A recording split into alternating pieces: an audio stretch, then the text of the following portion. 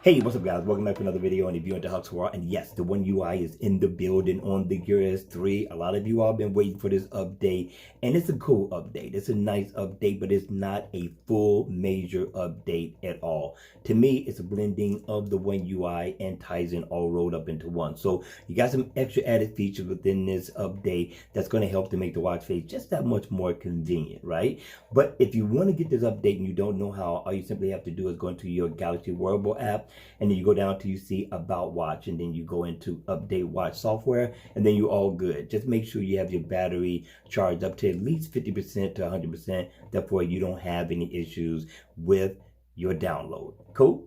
All right, let's go ahead and talk about this. First of all, yes, I do like the update. To me, it's not a major. I will not update it on the Galaxy Watch until I see what's going to take place on the Gear S3, especially considering the history that I have with the last update for my Gear S3.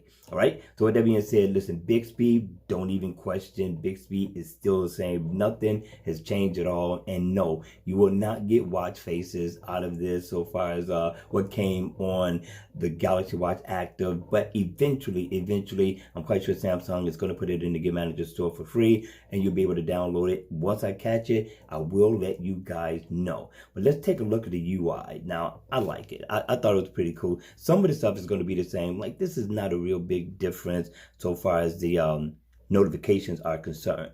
So this is pretty cool. This is not bad. It really looks the same. Here's where it gets different at when we go over here. Like, this is your S Health, right? That has changed. I do like the look of that. It's really going to give you pretty much the same info and way of doing things as what's on the Galaxy Watch, right? But I think this looks a lot better. I think it has a little bit more fun look to it than, of course, on the Galaxy Watch. And this is going to be still the same.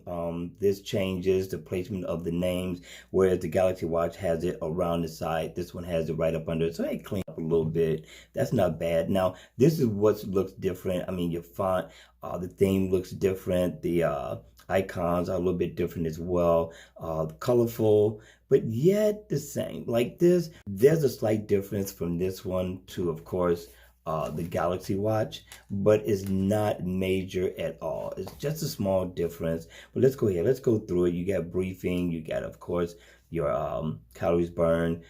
This is going to be the same again. It's just a slight difference in the UI, nothing major at all. So this isn't bad. The other thing is that the drop screen. You remember the drop screen that I showed you on the Galaxy Watch Active? I didn't like the icons. I still don't like the icons, but I do like the fact that it offers you an opportunity to give you more applications to tap into because it offers you another page. Whereas on the Galaxy Watch, it doesn't.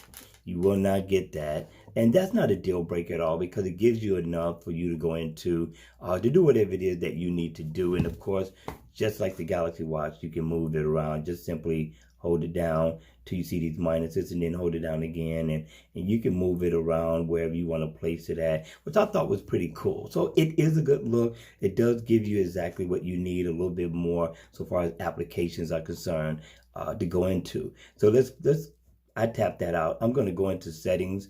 Now I'm going to have to go here. Now this has changed too. Your applications. Now I like it. It's not bad. It's still the same as what you're going to find, of course, on the Galaxy Watch. It's just a little different. The icons are a little different. So it's not bad at all. But in settings, it's just colored. Your icons are colored. You're pretty much going to get some of the same information.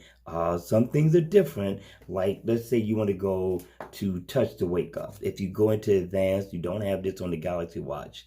Let's go ahead. Let's go into advanced. And then you go into, you see, touch to wake up. And then you can cut it on, you can cut it off. Me, I like it off.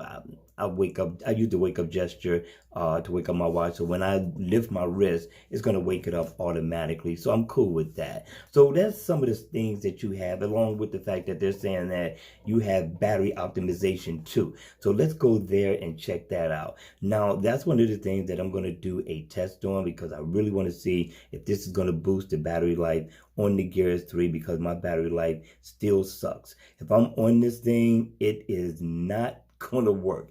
Okay, we're in the battery now, and you just scroll down till you see optimization. So what it does is it pretty much just kills what's running in the background. If I can add this to my drop shade, that would be cool to be able to optimize it. It extends battery life by applying the settings below. So let's go ahead, let's optimize it and see what it does. So now it's telling me that I got 12 hours, 36 minutes, timeout. They turn off the necessary things so therefore you can get more battery life. Then you tap OK and you're good. And that's pretty much it for the update. It's not really huge, it's not really major, but it does add some extra added features and functions. Like if you don't want to record your sleep, you can turn that off now. And Bixby, I wish they had fixed it. I wish they offer us an opportunity to get the Google Assistants on here. Just quit playing, Samsung. Just let us have it. But that's going to be it for the video, you all. What do you think? Hit me in the comment section down below. Let me know your thoughts on this update and if you like it or not. All right? And with that being said, I hope you enjoyed the video. And if you did, make sure you hit the like button on the way out. And if you want to see more videos like this, then by all means, make sure you subscribe to the channel. And I'll see you all again at the next video. Take care.